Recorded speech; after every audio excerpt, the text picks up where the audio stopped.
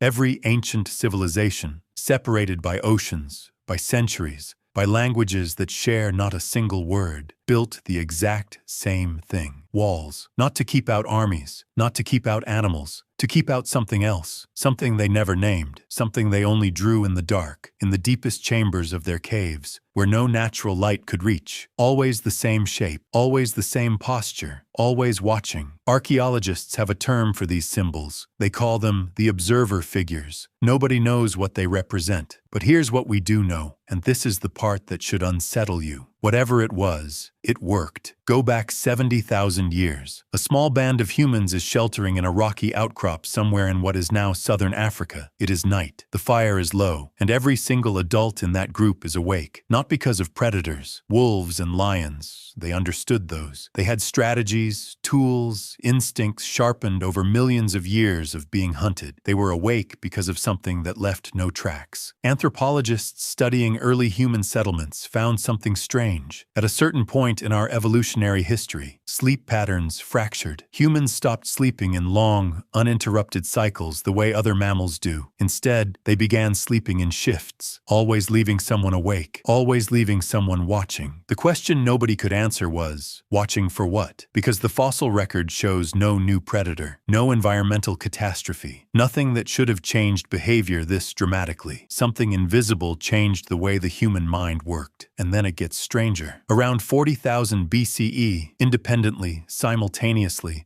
on almost every continent, early humans began doing something they had never done before. They started making art, but not art of what they loved. Not sunsets, not children, not food. They painted fear. The same image, over and over, in caves that required hours of crawling through darkness to reach. Figures with human bodies and animal faces. Figures that stood at the edge of a group. Always at the edge, always watching. Figures with too many eyes. Archaeologists initially called these spiritual symbols, religious imagery, safe, comfortable language. But then a researcher named David Lewis Williams proposed something more disturbing. He argued these weren't depictions of gods. They were warnings, maps of something the ancient mind encountered in its most vulnerable state, in the dark, in sleep, in the space between waking and unconsciousness. In other words, they weren't painting what they worshipped. They were painting what they were afraid might be real. But that wasn't the worst part. The worst part is what happened next. Across cultures with zero contact, the ancient Sumerians, the Aboriginal Australians, the earliest Mesoamerican civilizations, the same protective rituals emerged, the same gestures, the same thresholds marked, the same boundaries drawn, the same thing kept on the outside. When isolated cultures develop the same fear independently, there are only two explanations. Either they all encountered the same external threat, or the threat was never external at all. Here is what modern neuroscience quietly confirms. The human brain has a region, ancient, pre-verbal, buried beneath everything we consider us, that activates in the dark, that scans for patterns in randomness, that finds faces in shadows, that hears intention in silence. It was built for something, not for wolves, not for falling. Those fears are managed by different systems. This region is older. It predates language. It predates social memory. It predates, arguably, the concept of self. It was built to detect something it could not name. And the disturbing implication, the one researchers rarely say out loud, is this: evolution does not build alarm systems for threats that don't exist. Every fear you carry has an ancestor. Every instinct is a fossil of something that once was real, which means the thing ancient humans were afraid of, the thing they carved into stone, painted in the dark, built rituals around for 10,000 years, was real enough to rewire the human brain permanently. We didn't forget it because it stopped existing. We forgot it because we stopped being able to see it. Maybe it's still here, wearing something new, hiding inside things we've normalized, inside the noise, inside the speed, inside the endless performance of modern life. Maybe what ancient humans understood, and what we've lost, is that the world contains things that don't announce themselves, things that require silence to notice, darkness to see, stillness to feel. And perhaps the most dangerous thing we've ever done is convince ourselves there's nothing left to be afraid of. The ancients never stopped watching. We just turned off all the lights.